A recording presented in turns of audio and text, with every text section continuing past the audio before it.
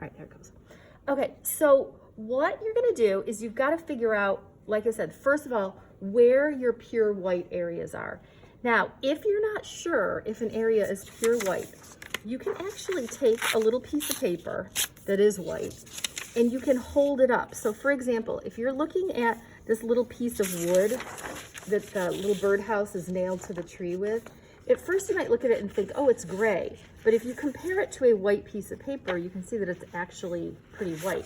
And sometimes our eyes can fool us.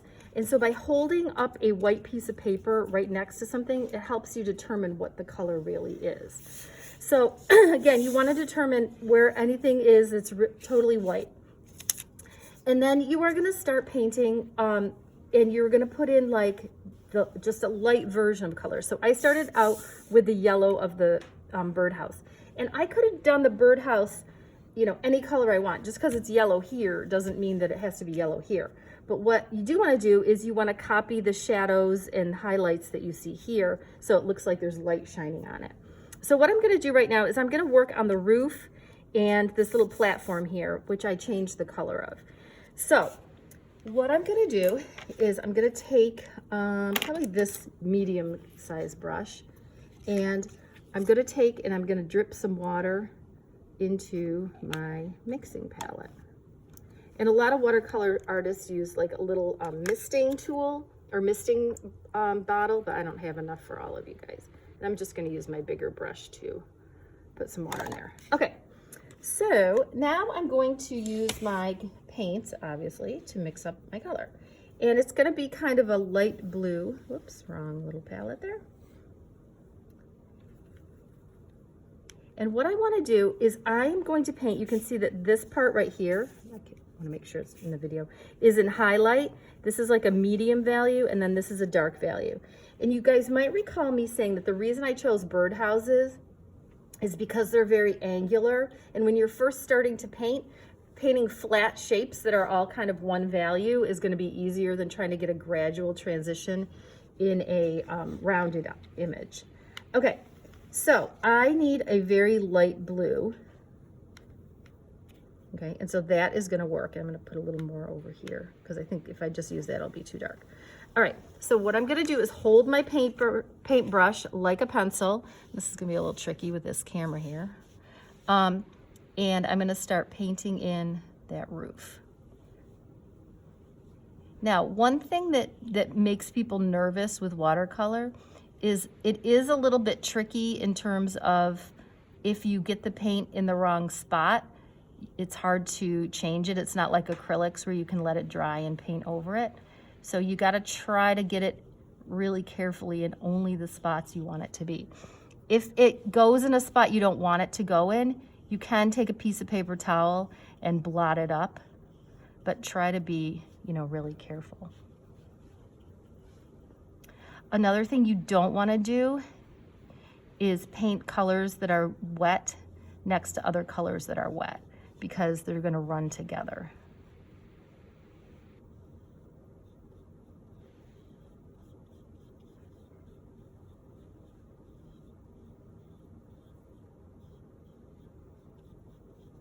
Okay, and if you end up with like little pools of color, you can just dry your brush on your paper towel, and your brush will act like a little vacuum cleaner and kind of soak up the paint.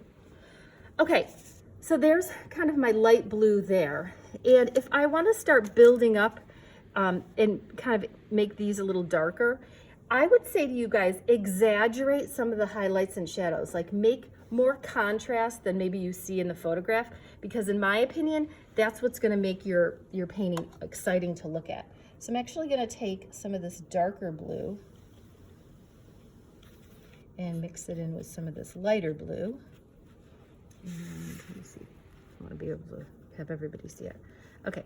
And even though this is the darkest side, I'm not going to paint this right now because this is still wet. So what I'm going to do is I'm going to put another layer here. And so I'm building up layer by layer. And I'm being very conservative. Like I could use more paint and make it brighter. In fact, I think I'm going to. So I'm going to take a little more of this and a little more of this. and a little less water and really make it bright. So you can see that watercolors do not have to be all washed out looking.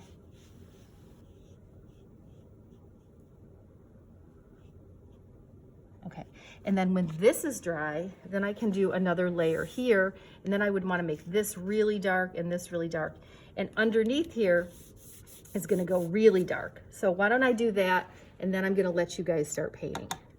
Okay, so now I'm going to take this darker blue, and when you're doing something that's in shadow, not only do you want it to be darker, but you often want the color to be less intense. So in order to make it less intense, meaning it's not so bright, you can use its complement. So there's a color wheel over on the wall there, and the complement to blue is orange. So if I am going to add a little bit of orange to this, not only is it going to be a darker blue, but it's going to be a little bit more dull, and that's going to look more realistic as far as looking at that color in shadow. So I want it to be kind of dark and not very bright. And again, you can kind of test it out, so that looks pretty good to me. All right, so then I'm going to come in, and I think to start out, you guys, if you use your flat brushes, it'll be better. It'll work better.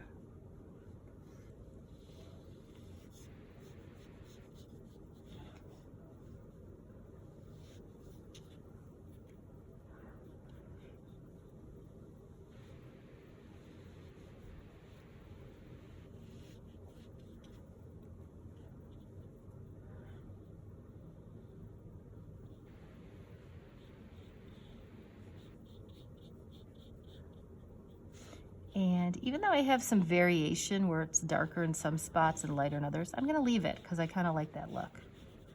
Okay, so I would let that dry, and I would just keep building up those layers until I start to see the highlights and the shadows happening. One other thing I'm gonna do real quick is I'm gonna do the inside of this. So you can see that I have like a shadow here on the inside of this opening. And I'm gonna take some black, and you're gonna, again, you wanna layer it. So you don't wanna go jet black right away. I'm just gonna test this out. Okay, so, whoops, oh, rats. Shoot. Let me fix that.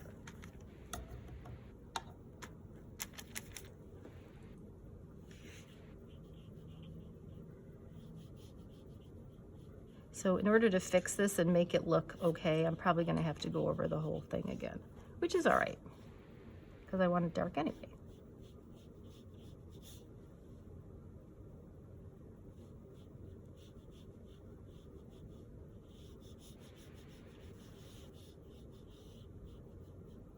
Okay, so as I was saying, and I gotta be careful here, you don't want to necessarily go like super dark black all together or all at once. You can take your time and even build up your dark colors. So basically the main things to remember is that you want to make sure your white areas you leave white, and you build up the color layer by layer, and don't paint wet next to wet, at least not right now. Whoops.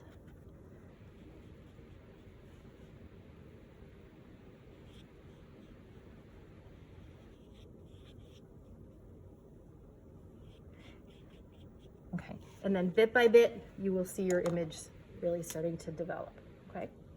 All right, I'm gonna turn this off.